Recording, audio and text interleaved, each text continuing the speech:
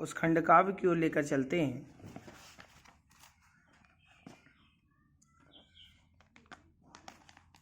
पहले उसकी कथा वस्तु पर चर्चा हो रही है, ध्यान दें। रश्मि रथी ये रामधारी सिंह दिनकर द्वारा रचित एक खंड काव्य है। कक्षा 12 में आपको खंड काव्य पढ़ना है, नाटक नहीं पढ़ना है, तो ध्यान दें।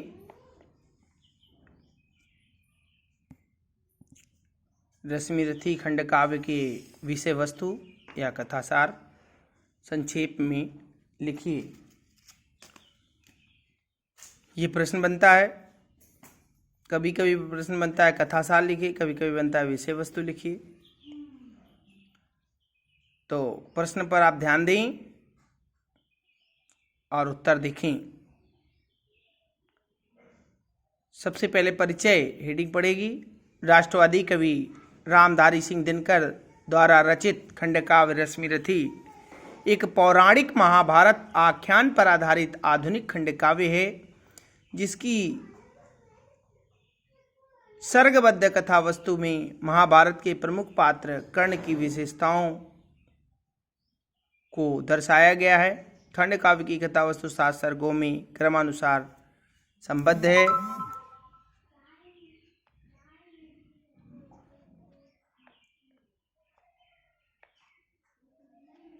इसमें पहला प्रश्न देखिए, खंड काव्य रश्मि रथी के प्रथम सर्ग का सारांश कथा वस्तु लिखिए। तो प्रथम सर्ग पर आप ध्यान दें। राष्ट्रवादी कवि रामधारी सिंह दिनकर द्वारा रचित खंड काव्य रश्मि रथी महाभारत के पात्र कर्ण के चरित्र पर आधारित है। इस खंड काव्य का प्रथम सर्ग कर्ण का शौर्य प्रदर्शन है। इस सर्ग में कवि कौरव पांडवों का शस्त्र प्रदर्शन एवं कर्ण के शौर्य प्रदर्शन, अंग देश अधिपति और दुर्योधन के मित्र बनने की घटना का चित्रण करते हैं। सर्ग की कथा वस्तु निम्न प्रकार है। कर्ण का जन्म माता कुंती के कौमार्यावस्था में हुआ था। अविवाहिता होने के कारण पुत्र से अलग होने की यंत्रणा वह जीवन भर भोगती रही।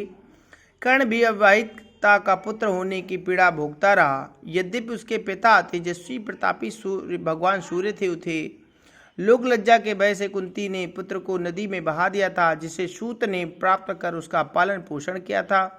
इसलिए कर्ण सूत्र पुत्र सारथी पुत्र कहलाया। कौरवों पांडवों राजकुमारों की शिक्षा दीक्षा पूर्ण होने पर रंगभूमि में उनकी शिक्षा शस्त्र प्रदर्शन बाण विद्या का प्रदर्शन किया गया। अर्जुन की बाण विद्या का प्रदर्शन देखकर सभी दर्शक चकित एवं मंत्रमुग्ध हो गए। उसी समय कर्ण भी अपनी धनुर्विद्या का प्रदर्शन करते हैं, जिसकी सब प्रशंसा करते हैं, लेकिन गुरु द्रोणाचार्य और पांडवों को इसी प्रदर्शन ने उदास कर दिया। कर्ण ने अर्जुन को युद्ध के लिए ललकारा। तभी कृपाचार्य ने कर्ण से उसकी जाति एवं कुल का परिचय पूछा। कर्ण ने बिना छिपाए अपनी जाति बताते हुए अर्जुन को ललकारा। इस पर इसका अपमान किया गया और उसे अर्जुन से द्वंद्व युद्ध करने के योग्य नहीं समझा गया, क्योंकि वह किसी राजकुल का नहीं है। दुर्योधन आगे बढ़कर कर्ण की वीरता और तेजस्विता की प्रशंसा करता है।